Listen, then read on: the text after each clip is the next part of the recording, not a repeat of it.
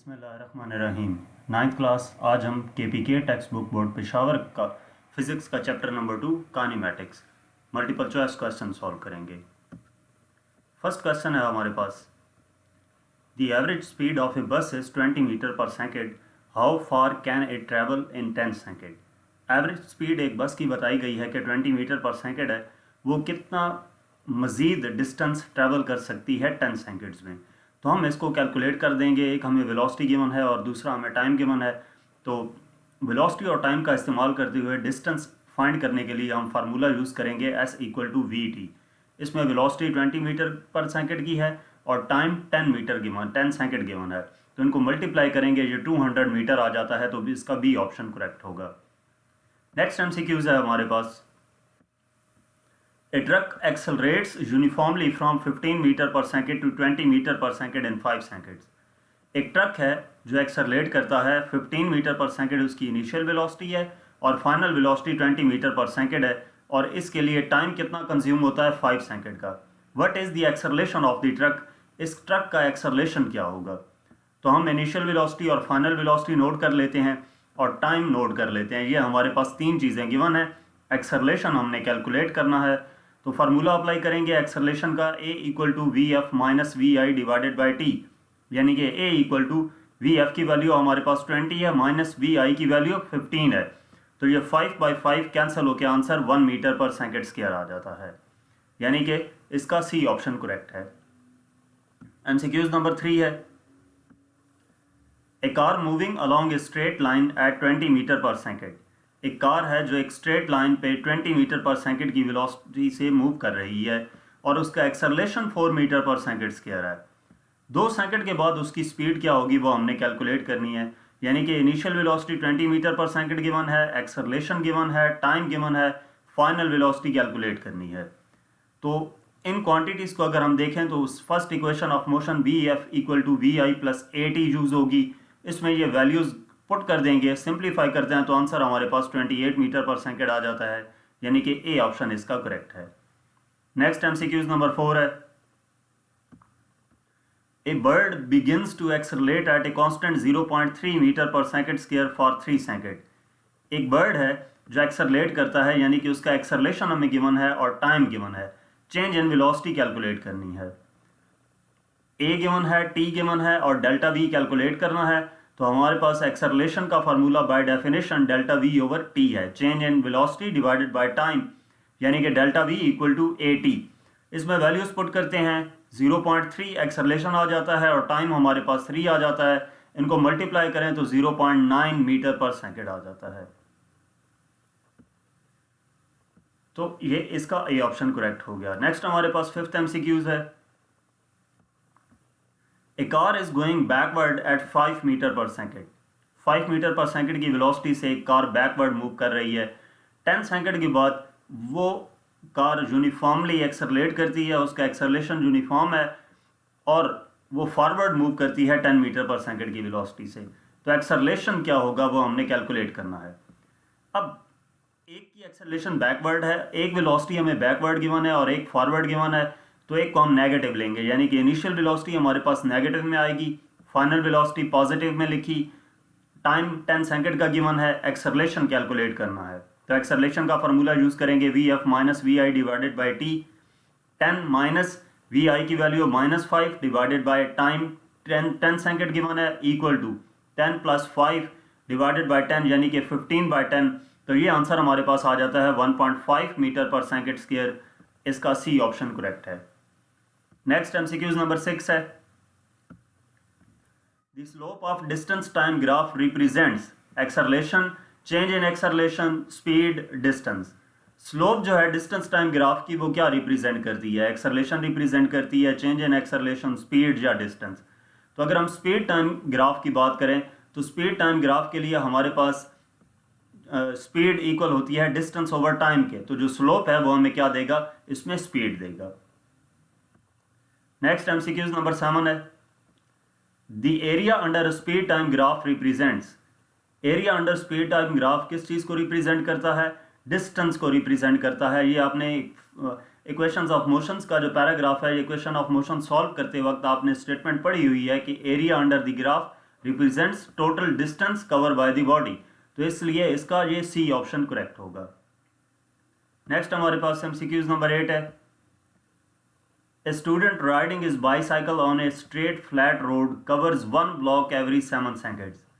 एक स्टूडेंट है जो बाईसाइकिल पे राइड कर रहा है और वो कवर करता है स्ट्रेट रोड पे, वो ड्राइव कर रहा है, वो राइड कर रहा है बाईसाइकिल, और वो हर 7 सेकंड में एक ब्लॉक कवर कर जाता है। एक ब्लॉक को कवर करने में 7 सेकंड लगाता है और हर ब्लॉक 100 मीटर लॉन्ग है।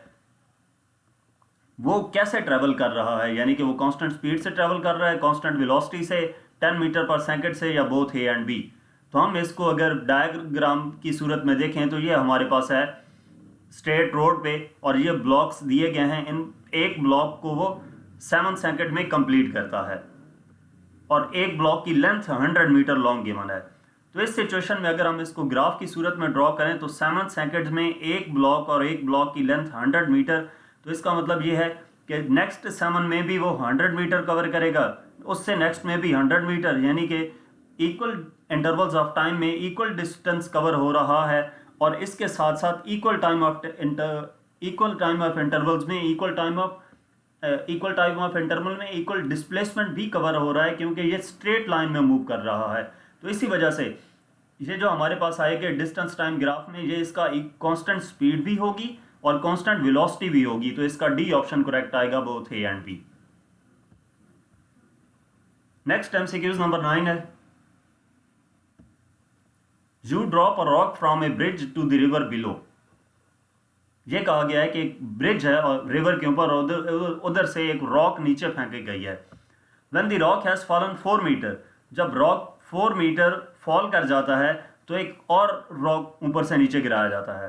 As the rock continues their free fall, वो रॉक्स नीचे की तरफ गिरते हैं तो क्या उनकी सेपरेशन इंक्रीज होगी, डिक्रीज होगी, स्टे द सेम, नन।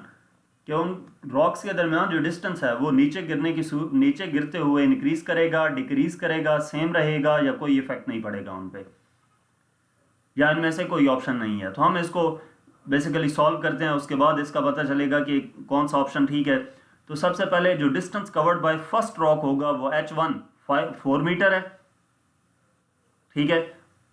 और डिस्टेंस सेकंड रॉक जो 0 डिस्टेंस पे हमने जिसको फेंका है उसकी हाइट 0 है। पहला 4 मीटर कवर कर चुका था तो इस वजह से उसकी हमने हाइट 4 मीटर ले ली और दूसरे को h2 0 कह दिया। अगर इनिशियल सेपरेशन इनकी कैलकुलेट करें तो 0 - 4 ये आ जाता है 4 मीटर, ठीक है। ये -4 वैसे आता है ना, 0 - 4 = -4 मीटर। तो वो माइनस इस वजह से आ रहा है कि हाइट तो नीचे से ऊपर होती है, जबकि हम ऊपर से नीचे की तरफ कैलकुलेट कर रहे हैं, तो इस वजह से नेगेटिव साथ आएगा, वो मैंने यहाँ पर नहीं लिखा। खैर, बताने का मकसद ये है कि इनिशियल सेपरेशन दोनों के दरमियान 4 मीटर आएगी। Time it took for the first rock to cover 4 metre is.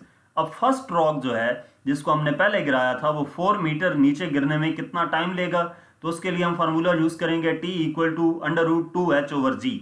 इसमें हम वैल्यूज पुट करेंगे 2 × हाइट 1, h1 के लिए हमारे पास 4 था, डिवाइडेड बाय g की वैल्यू 9.8, तो ये 0.9 सेकंड आ जाता है। यानी कि फर्स्ट रॉक 0.9 सेकंड में 4 मीटर डिस्टेंस कवर करेगा।